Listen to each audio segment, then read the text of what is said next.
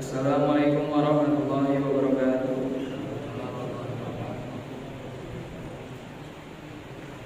Alhamdulillahirabbil alamin wassalatu wassalamu ala asyrofil anbiya'i wal mursalin wa ala alihi wa sahbihi ajmain, amma ba'du. Alhamdulillah, pertama-tama marilah kita panjatkan puji syukur kehadirat Allah Subhanahu wa taala karena pada sampai saat ini kita telah diberikan nikmat iman dan juga sehingga kita bisa berkumpul di masjid ini untuk melaksanakan sholat isya secara berjamaah. Kemudian tak lupa juga kita memanjatkan kepada junjungan kita Nabi Muhammad SAW karena telah membawa kita dari zaman kegelapan menjadi zaman yang terang benderang ini. Selanjutnya saya selaku perwakilan dari DKM Masjid Al-Muhajirin akan menyampaikan beberapa hal. Yang pertama, perolehan kotak infak tarawih semalam yaitu berjumlah Rp360.000 dan dengan jumlah total sebesar Rp4.241.000. Kemudian kami informasikan bahwa yang akan menyampaikan kultum pada malam ini adalah Haji Abah Suwarna, dan kemudian yang akan menjadi imam pada sholat tarawih di malam ini adalah Ustadz Lalu Khairiana. Kepada para jamaah dan khususnya pada teman-teman dan adik-adik diharapkan agar dapat menjaga ketenangan agar sholat tarawih dan juga kultum dapat berjalan secara kondusif. Itu saja dari saya, cukup sekian, kurang lebihnya mohon maaf. Wassalamualaikum warahmatullahi wabarakatuh. Pada Haji Abah Suwarna, kami silakan.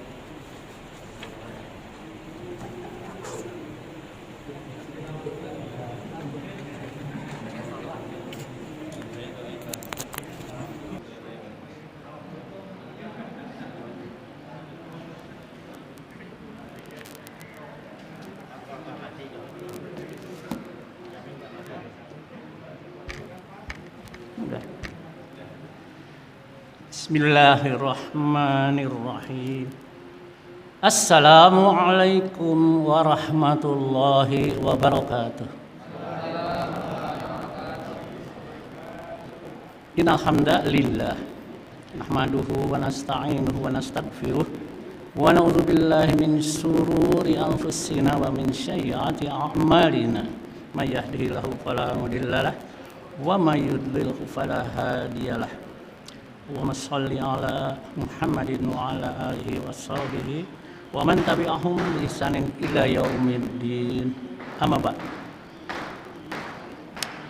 Saudara-saudaraku, sahabat-sahabatku yang sedang mengejar pahala dari Allah Subhanahu wa taala dengan melakukan sholat wajib Isya dan insya Allah nanti sholat malamnya, sholat tarawih. Barangkali bertanya-tanya, kok Abah ada di sini gitu lah. Ini mewakili saudara kita yang sedang kena musibah, yaitu parosiin. Mari kita sejenak mohon kepada Allah Subhanahu wa taala agar parosiin segera disembuhkan dari penyakitnya dan berada lagi di tengah-tengah kita nanti. Ya Allah, sembuhkanlah Pak Rosiin, jauhkanlah dari penyakit, segerakan kembali bisa berkumpul dengan kami di masjid ini. Ya Allah, cuma kepada Engkau kami mengharapkan segala-galanya. Ya, saudara-saudaraku, karena kecapean barangkali dari tadi dah kultum itu udah mau kultum aja apa, mudah-mudahan kultum beneran, nggak sampai setengah jam gitu, 7 menit ya. Makanya dicarikan aja yang pendek tapi dengan harapan pahalanya besar. Nah memang itu yang bakal Abah bacakan ya. Pendek sebentar tapi pahalanya gede. Nah itu kan kemauan kita semua biasa gitu. Nah apa yang Abah mau sampaikan adalah menyampaikan uraian daripada arti sebuah surah. Surahnya paling pendek tapi isinya paling gundal, yaitu surah surat Kulhu surat apa? Al-Ikhlas ya. Surat Al-Ikhlas semua orang, hampir semua orang yang sudah mengaku Islam itu hampir hafal semua, sampai anak-anak juga. Surat Al-Ikhlas itu disampaikan dan diajarkan. Nah sekarang kita coba apa isinya, bagaimana kemampuannya, pemanfaatannya. Mari Abah akan bacakan aja karena bukti ya, sebagai bukti nanti jangan-jangan kemana-mana itunya penerangannya. Abah perlihatkan nih, di sini adanya di tafsir Ibnu Katsir ya mengenai ini. Jadi Abah cuma membaca doang.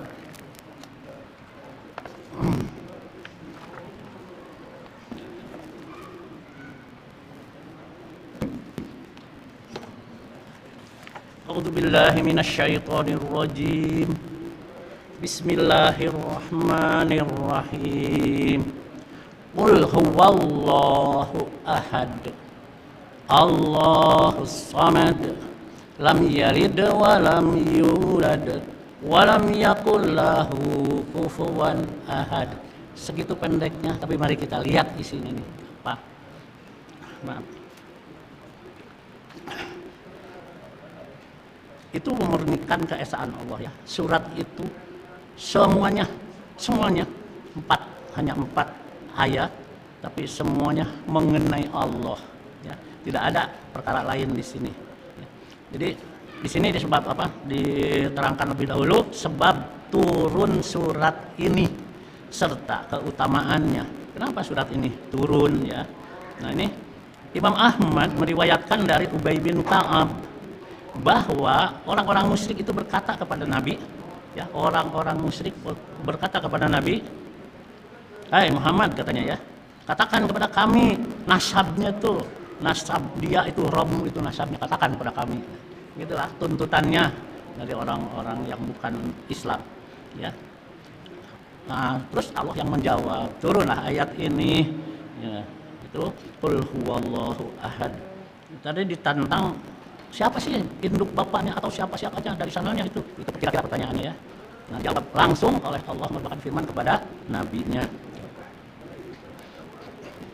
Qul huwallahu ahad. Qul, katakan, huwa dia itu. Qul huwallahu ahad. Allah yang satu. Allahus samad. Satu Allah itu, tapi segala macam menjurus ke situ ya. Di Allah Samad, semua membutuhkan Allah, semua makhluk membutuhkan Allah. Allah Samad, lam yalid, tidak beranak, tidak berturunan, walam yulad, juga tidak diperanakan, bukan anak siapa-siapa gitu ya. Qul huwallahu ahad, Allahu samad, lam yalid wa lam yulad wa lam yakul lahu kufuwan ahad. Nah, dan tak ada lagi sesuatu yang setara dengan dia. Nah, sekarang udah kepegang ya, Allah itu siapa? Udah langsung kepegang. Jadi di sini tidak ada menceritakan apa-apa lagi. Surat Al-Ikhlas itu melulu menceritakan tentang Allah.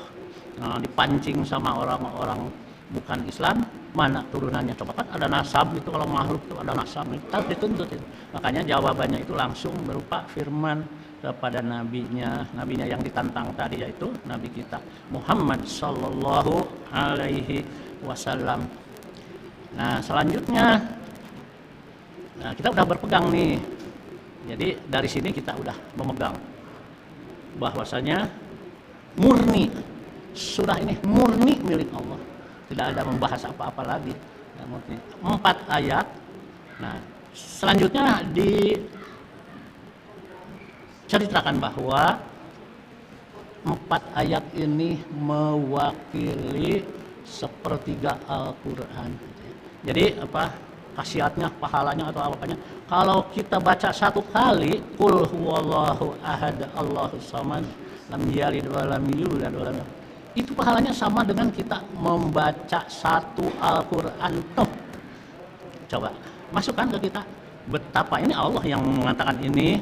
Nah, bukan orang lain atau siapa-siapa, bahwasanya kalau 1 kali baca qul huwallahu ahad setara dengan membaca sepertiga Al-Quran. Jadi Gampangnya kalau 3 kali baca, padahal pendek-pendek sebentar aja, 3 kali baca itu sama pahalanya itu dengan kita membaca seutuhnya Al-Quran. Nah ini yang penting ya. Jadi kita nanti kalau misalkan ada yang ragu-ragu atau bagaimana diskusi atau bagaimana, silakan. Nanti kita kembali kepada keterangan dari hadis-hadis ya. Nih hadis lain tentang keutamaan surat ini. Al-Bukhari meriwayatkan dari Amrah binti Abdurrahman. Ia pernah diasuh oleh istri Nabi, oleh Aisyah. Dari Aisyah radhiyallahu anha bahwa Nabi Muhammad SAW mengutus seorang sahabat untuk memimpin pasukan di dalam suatu peperangan. Ya. Sahabat itu menjadi imam ya, bagi para sahabat lainnya di dalam sholat. Dan ia selalu menutup bacaannya itu dengan surat Al-Ikhlas. Ya, jadi membiasakan enggak baca Al-Ikhlas tok gitu ya. Jadi ada beberapa sebelumnya ada gitu, tapi selalu ditutup dengan baca Al-Ikhlas. Jadi tidak lupa dia sahabat itu ya. Ketika mereka kembali, mereka menceritakan hal itu kepada Nabi. Lalu beliau bersabda, nah nih, tanyakanlah kepadanya untuk apa dia melakukan hal itu, kan melaporkan orang. Lalu mereka bertanya kepadanya, maka ia menjawab, si orang tadi ya, yang ngimamin, karena surat tersebut merupakan sifat dan zat yang maha pengasih dan aku suka membacanya. Kata si orang itu tadi, suka, senang sekali kalau baca itu. Tuh, terus bersabda Nabi, kabarkanlah kepadanya bahwa Allah Ta'ala mencintainya.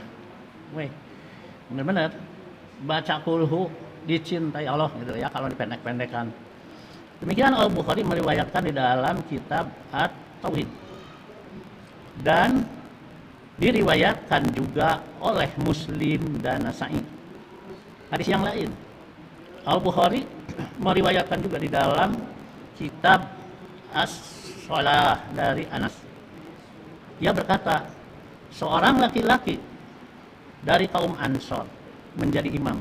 Kaum Ansor, seorang laki-laki kaum Ansor menjadi imam di dalam sholat mereka di Masjid Quba. Setiap kali dia membuka bacaan surah yang dibaca untuk mereka di dalam sholat, maka dia selalu mengawalinya dengan surat Al-Ikhlas. Jadi kadang di belakang, kadang di depan dibacanya ya, dahulu. Maka dia selalu mengawalinya dengan surat Al-Ikhlas sehingga ia selesai membacanya. Kemudian ia membaca surat lain baru. Jadi ada aja, diselipkan aja itu, karena dia sudah mengerti kalau gitu ya, ya bagus. Terus hal ini membuat para sahabat berkata kepadanya, engkau selalu membuka bacaan dengan surat tersebut Al-Ikhlas, kemudian engkau merasa bahwa surat tersebut belum cukup sehingga engkau membaca lagi surat yang lain. Jika engkau membaca surat tersebut, maka tidak usahlah membaca surat yang lain atau sebaliknya. Lalu ia berkata, aku tidak bisa meninggalkan surat tersebut. Jika kalian menyukai aku menjadi imam kalian dalam sholat, maka aku tetap akan melakukannya. Tapi jika kalian tidak menyukainya, maka kuserahkan perkara imam itu kepada kalian. Keras ya, keras karena tahu isinya. Jadi keras. Mereka memandang bahwa sahabat tersebut merupakan orang yang paling utama di antara mereka, dan mereka tidak menyukai jika orang lain yang menjadi imam mereka dalam sholat. Maka mereka menceritakannya kepada beliau. Lalu beliau bersabda, hai Fulan, apa yang menghalangimu melaksanakan apa yang disarankan oleh para sahabatmu? Dan apa yang mendorongmu untuk tetap membaca surat tersebut di dalam setiap rakaat? Laki-laki itu berkata, sesungguhnya aku mencintai surat tersebut. Nah, terus beliau bersabda, cintamu terhadap surat tersebut menyebabkan kamu masuk surga. Wah, Amin ya. Semoga. Kalau menurut kesimpulan Abah sih semuanya di antara kita itu tiap hari itu baca itu, cuman nggak ngerangkai tiga gitu. Taunya kita satu kali aja udah satu kali gitu. Nah kalau udah tahu begini apa salahnya? Terus baca setiap ketemu dengan surat Al-Ikhlas itu baca aja 3 kali, nggak ada beratnya. Jadi pahalanya itu sebanding dengan kita baca satu Qur'annya. Baca satu Qur'an kan mau tamat sekarang, siapa yang sudah tamat belum kan? Kalau ini mah langsung. Oke. Demikianlah Al-Bukhari meriwayatkan secara muawwaq dengan kalimat jazm, itu kalimat aktivasi. Ini hadis yang menetapkan bahwa surat Al-Ikhlas sebanding dengan sepertiga Al-Quran ini ya, baru tadi mendahului abahnya. Al-Bukhari meriwayatkan dari Abu Sa'id bahwa seseorang mendengar seorang lelaki membaca Quran, membaca Al-Ikhlas saja secara berulang-ulang.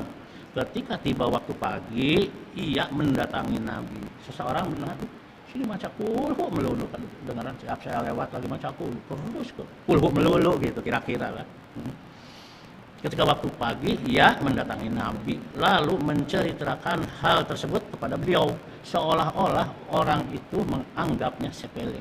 Maka Nabi bersabda nih, demi zat yang jiwaku berada di tangannya, demi Allah ya, sesungguhnya surat tersebut benar-benar sebanding dengan sepertiga Al-Quran. Hadis ini juga diriwayatkan oleh Abu Dawud dan An-Nasai. Kuat sekali ya.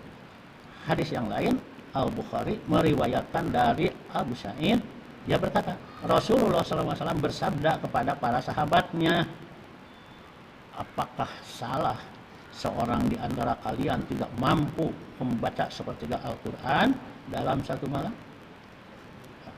Maka hal itu mereka anggap berat, sehingga mereka berkata, siapa di antara kamu yang mampu melakukannya, wahai Rasulullah? Maka beliau bersabda, Allahul Wahid Samadu.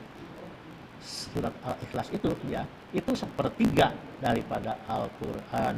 Hadis ini diriwayatkan oleh Bukhari. Nah begitu saudara-saudaraku. Sekali satu lagi nih penting, hadis lain menetapkan bahwa membacanya menyebabkan masuk surga. Imam Malik bin Anas meriwayatkan dari Ubaid bin Hunain, dia berkata, aku mendengar Abu Hurairah berkata begini, aku berjalan bersama Nabi, belum mendengar seseorang membaca surat Al-Ikhlas. Beliau mendengar seseorang membaca surat Al-Ikhlas. Maka Rasulullah SAW bersabda, telah wajib baginya, ya. Aku bertanya, wajib apa yang telah wajib baginya? Beliau menjawab, surga, wajib baginya surga. Nah gitu kalau di itu kan. Hadis ini diriwayatkan oleh Tirmizi dan Nasai dari hadis Malik. At-Tirmizi berkata, hasan sahih, gharib. Kami tidak mengetahuinya kecuali dari riwayat Malik. Sebelumnya telah disebutkan hadis yang memperkuat, yakni sabda Nabi, yaitu cintamu terhadap surat tersebut menyebabkan kamu masuk surga. Titik. Ya, itu kelamaan nggak? 7 menit. Saya kira, Abah kira ini cukup ya. Jadi sekarang begini, Abah yakin deh semua itu memang pencinta bacaan surat Al-Ikhlas yang pendek ini. Biasanya sholatnya itu lagi biasanya. Ya itu pengalaman Abah. Jadi kalau itu yang pendek. Nah sekarang nanti itu aja boleh itu 3 kali deh bacanya. Ya, supaya pahalanya itu sama dengan baca satu Al-Quran penuh. Demikian saudara-saudaraku, Abah sampaikan, Abah bacakan. Jadi tidak ada yang palsu ya, bukan pendapat Abah, bukan. Ini adalah, ini lihat bukunya segini tuh. Jadi naik derajat kita itu, naik semangat kita itu dari 1 kali baca qul huwallahu ahad menjadi 3 kali. Tuh, barangkali jadi ingatan ya.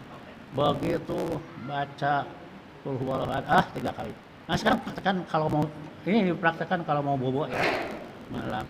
Baca apa aja kan biasanya kita mau tidur.